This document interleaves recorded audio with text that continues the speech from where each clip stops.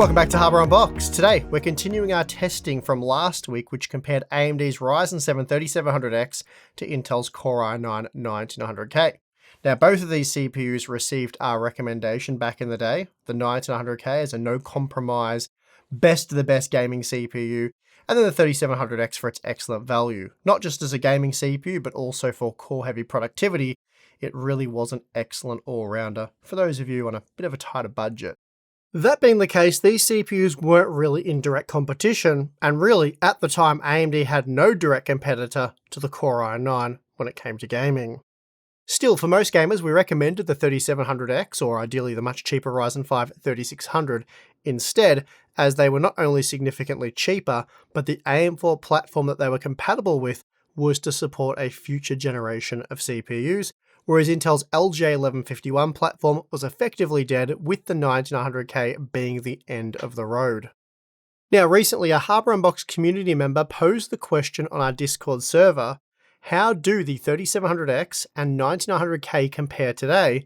And then how does the 9900K stack up against the 5800X 3D? It's an interesting question and a great comparison to look back on, but before we do, today's sponsor spot is brought to you by Thermal Grizzly and their new 12th gen CPU contact frame by DeBauer. It's well known that the integrated loading mechanism, or ILM, of the LJ1700 sockets bends 12th gen CPUs, leading to an uneven contact surface that reduces cooling performance.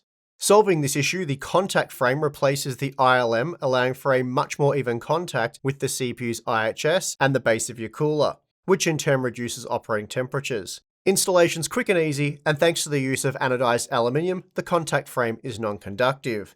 And then, for those of you who wish to further maximize contact, Thermal Grizzly now offers an optional lapping tool, so for more information, please check the link in the video description. Okay, so on one hand, you could have spent $600 on the Core i9-9900K to secure the very best gaming performance 2018 to 2019 had to offer, or on the other hand, spent half as much, in some cases less than half as much, on the 3700X. Because for what was a massive difference in price, the 3700X really wasn't that much slower for gaming, and in all instances delivered highly playable performance, so for many, it was a no-brainer. Unbeknown at the time though, buying a 3700X back in 2019, or really any AM4 processor up until that point, just 3 years later, you'd have the option to slot in the 5800X 3D onto your existing motherboard, at a cost of $450 US, so not dirt cheap, but still much cheaper than the 9900K. Moreover, if you'd waited just 5 months after the initial release, you would have been able to snap up a 5800X 3D for just $330 US, so the original price of the 3700X, and today you can still buy a 5800X 3D for around $330 US. Now, I should note that at the time, Intel's Core i7 12700KF was released and selling for $380 US, and to make that upgrade work for 9900K owners, they'd need to buy a new Z690 motherboard, and decent options there were priced around $200 US, taking the upgrade cost to around $500 US, and that is assuming that you stuck with your existing DDR4 memory. And doing so would generally see the 12700KF come in a bit slower than the 5800X 3D. So it's not like the platform upgrade was netting you any additional performance over that AM4 processor. Of course, the other side of it is, if you had have bought a 12900K for $620, a $200 Z690 motherboard, and what would have been way too much money on DDR5 memory, but let's just be crazy and say that it was $150 for a 32GB kit, that'd be around $1,000 US. And people willing to dump $1,000 US on a platform upgrade every few years, they don't really care that much about value, and that's the camp most original 9900K owners would have been in. So this isn't to say that 9900K owners did the wrong thing, it's just a look back at how the various options have played out. Whether you did it wrong type accusations, arguments, or scenarios might play out is when comparing the Ryzen 5 3600 or Ryzen 7 3700X against the more affordable 9th gen Core series parts, and perhaps that's a video we can do in the near future. So, in late 2023, with a more powerful GPU in the RTX 4090 and a range of newly released titles, how does the 5800X 3D and 9900K stack up? Both CPUs have been paired with 32GB of dual-rank DDR4 3600CL14 memory. The latest BIOS revisions have been installed, and we're of course running Windows 11. So let's get into it. Starting with Assassin's Creed Mirage, we previously found that this was one of the few titles where the 3700X and 9900K were very similar, typically delivering between 110 and 120 FPS. Now, quite incredibly, we're looking at a massive 56% performance uplift from the Core i9 to the 5800X 3D, as the 3D V-Cache part pushed the RTX 4090 to 184 FPS. Even at 1440p, we're looking at a 52% increase in performance, with the 5800X 3D delivering a truly high refresh rate experience. Then at 4K, we're still looking at a 21% increase, rendering 132 FPS, so a big improvement overall from the 5800X 3D. These results also highlight why using an RTX 4090 to test the 9900K and 3700X isn't an issue, for the reason many inexperienced PC users claim, and this is because the results are heavily CPU limited, which is the point, I might add, and therefore you would see similar results from these older CPUs using a much slower GPU. The slower GPU though would have risked masking any improvement offered by the faster 5800X 3D, which would entirely defeat the purpose of a CPU performance investigation. Now, Cyberpunk 2077 was a much more favourable title for the 9900K, as here it was a massive 27% faster than the 3700X, so that's good for the Core i9. However, 3700X users can upgrade to the 5800X 3D, and doing so results in a massive 31% performance uplift over the Core i9, again offering a truly high refresh rate experience in Cyberpunk 2077 Phantom Liberty, with 142 FPS at 1080p and 141 FPS at 1440p. And basically what these results and results like these confirm is that the 5800X 3D can throughput about 140 FPS in this title if your GPU can do it, and if you're willing to adjust the quality settings in order to facilitate that kind of frame rate, you will be able to achieve it with the 5800X 3D, but you won't be able to achieve it with the 3700X or 9900K. Next up, we have Horizon Zero Dawn, and here the 9900K was up to 11% faster than the 3700X. However, the 5800X 3D, that was a massive 28% faster than the 9900K, so AMD's AM4 platform had a lot more legs in it than Intel's LGA 1151. And even at 1440p, we're looking at up to 27% more performance, and then a more mild 12% uplift at 4K. The Far Cry 6 results are similar to those seen in Assassin's Creed Mirage, in the sense that the 3700X and 9900K, they're very competitive. However, the 5800X 3D, that blows the 9900K out of the water, delivering 50% more performance at 1080p and 1440p, and it was even up to 22% faster at 4K. Moving on to F123, and this is a title where the 9900K performed very well relative to the 3700X, offering a massive 28% performance bump at 1080p, hitting 170 FPS, so a very impressive result there from the old Core i9. However, the 5800X 3D was easily able to best the 9900K, offering an additional 28% performance, hitting 218 FPS on average, which is a massive 61% increase over the 3700X. Now, the 900K, that was limited to 111 FPS in ACC, which was quite an impressive result relative to the 3700X, as it made it 23% faster, though it did cost almost twice as much, but still, an impressive result overall. Well, that is until you add the 5800X 3D to the mix, as it was an incredible 58% faster, allowing for 175 FPS on average, and even at 4K it was still 51% faster. When testing with Watch Dogs Legion, both the 9900K and 3700X fell short of 100 FPS, so again, despite the fact that the testing was carried out with an RTX 4090, we would have received similar results with a much weaker GPU. However, with the 5800X 3D installed, we're now looking at an almost 60% performance increase, hitting 155 FPS on average at 1080p, and then a 60% increase at 1440p. In fact, even at 4K, the 5800X 3D was still 26% faster than the 9900K. Next up, we have A Plague Tale Requiem, and here the 9900K is 21% faster than the 3700X, so that's a big performance uplift, but it's not quite as big as the 32% performance advantage the 5800X3 enjoyed over the Core i9.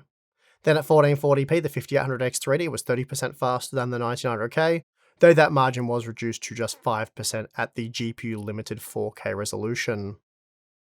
Now we see that the 1900K was a good bit faster than the 3700X in Star Wars Jedi Survivor, delivering 22% more frames at 1080p, and yet the 5800X 3D was still able to improve upon that by a further 35%, averaging 140 FPS. And even at 1440p, the 5800X 3D was 34% faster than the Core i9, though once again we are heavily GPU limited by the time we hit the 4K resolution. Like Watch Dogs Legion, Baldur's Gate 3 is another game where the older 3700X and 1900K were unable to hit 100 FPS, despite the RTX 4090 being capable of much greater performance. And we get a good idea of just how much faster the 4090 can be with the 5800X 3D installed, as this boosted performance to over 140 FPS. That's a massive 54% increase over the 9900K. The 3700X and 9900K delivered similar performance in Call of Duty Modern Warfare 2, but even so at 1080p, the 5800X 3D was still 36% faster than the Core i9 and 11% faster at 1440p, just 6% faster at 4K. Moving on, we find that Resident Evil 4 is another title where the older CPUs fall short of 100 FPS, and this meant that the 5800X 3D was 54% faster than the 1900K at 1080p, 51% faster at 1440p, and an incredible 33% faster at 4K. Shadow of the Tomb Raider is an old title now, but it's still very CPU demanding, and while both the 3700X and 9900K performed very well, the Intel CPU was still 16% faster, averaging 159 FPS at 1080p. Yet despite that, the 5800X 3D is a monster, churning out 269 FPS, an almost 70% increase over the 1900K, and a seriously impressive result for the AM4 platform. The Callisto Protocol is a much newer title, and yet we're still looking at similar margins to that of Tomb Raider. For example, at 1080p, the 9900K was 16% faster than the 3700X, but the 5800X 3D was 41% faster than the 9900K. Not quite the 60% margin seen in Shadow of the Tomb Raider, but still a massive margin all the same. Moving on to Total War Warhammer 3. Here the 9900K was just 7% faster than the 3700X at 1080p, and truth be told, the resulting performance from both parts was excellent. Still, the 5800X 3D was 47% faster than the 9900K, pumping out 253 FPS on average. Now, Hogwarts Legacy didn't play that well on the 3700X, and it wasn't really that much better on the 9900K either, with an average frame rate of just 46 FPS. Still, the 9900K was 15% faster than the Ryzen 7 part, and the extra performance was much needed, which makes the 30% boost offered by the 5800X 3D very significant. This also meant 60 FPS was now possible, so the 5800X 3D is offering a much better experience here. The performance gains in Starfield weren't huge. Here the 5800X 3D was just 13% faster than the 9900K, so a decent improvement, but not the 40% plus gains that we've become accustomed to. Next up we have The Last of Us Part 1, and here the 9900K was 15% faster than the 3700X at 1080p, allowing for 114 FPS on average. That said, the 5800X 3D was able to average 139 FPS, making it 22% faster than the Core i9, and as we've seen numerous times now, this allowed for a better high refresh rate experience. Now, both the 3700X and 1900K were able to deliver highly playable performance in Halo Infinite, though the Intel processor was around 12% faster at 1080p and 1440p. But smashing those results is the 5800X 3D with 215 FPS on average, making it 42% faster than the 1900K and 33% faster at 1440p. Moving on to Hitman 3, here the 3700X and 1900K were almost neck and neck with just a 5% performance advantage going the way of the Intel processor. Again, both of these older CPUs did perform really well in this title, but if you're after even more performance, the 5800X 3D works really well, averaging 194 FPS on average at 1080p, which is a 35% increase over the 9900K. Finally, we have Spider-Man Remastered, and the 1900K pretty much owns the 3700X in this title, offering 26% more performance, averaging 110 FPS at 1080p. So that's a really good result there for Intel. But if you're after a better high refresh rate experience, the 5800X 3D will deliver that, offering a 31% boost, hitting 144 FPS on average. Okay, so we've taken a look at the 21 games tested, and it seems pretty clear that the 5800X 3D offers AM4 owners a massive upgrade over something like the 3700X. And it's quite a bit faster than the 1900K, but let's find out exactly how much faster it was across the games tested, and of course we will start with the 1080p data. Okay, so at 1080p, using an RTX 4090, we found that the 5800X 3D was on average 41% faster than the Core i9-9900K. That's an incredible performance difference. In fact, worst case for the 5800X 3D, it's 21% faster. And we have 7 examples where it was over 50% faster. Even at 1440p, the 5800X 3D was on average 35% faster than the 1900K, with the vast majority of titles seeing a 20% gain or larger. And again, there were 7 games where the 5800X 3D was faster by more than 50%. Finally, at 4K, the 5800X 3D was 16% faster than the 9900K, and I think it's important to note that on average, the 3700X was just 13% slower than the 9900K at 1080p. As I said from the start though, I don't think there was necessarily a right or wrong way to go about these purchases. If you wanted the best of the best back in late 2018 and you could afford a 9900K, then it would have made sense to do so. Hopefully your finances haven't taken a hit over the last few years, and by the time you did require more processing power, something like a 12900K or perhaps preferably the 7800X 3D were well within your reach. On the other hand, if you just wanted strong gaming performance, highly playable frame rates in all your favorite games, then the much more affordable Ryzen processors offered exceptional value. In fact, not only was the value of Ryzen good at the time, but just how good it wasn't fully realized until the release of the 5000 series, namely the 3D V-Cache model, as the 5800X 3D quickly proved to be a world beater, especially at the discounted $330 US price. A price I might add that it spent most of its life at. In my opinion, the value of AM4 is undeniable at this point. Going from the 3700X to the 5800X 3D was a quick and simple upgrade, with the total investment coming out to $660 US, only slightly more than that than the 1900K, though of course you could have sold the 3700X to recover some money.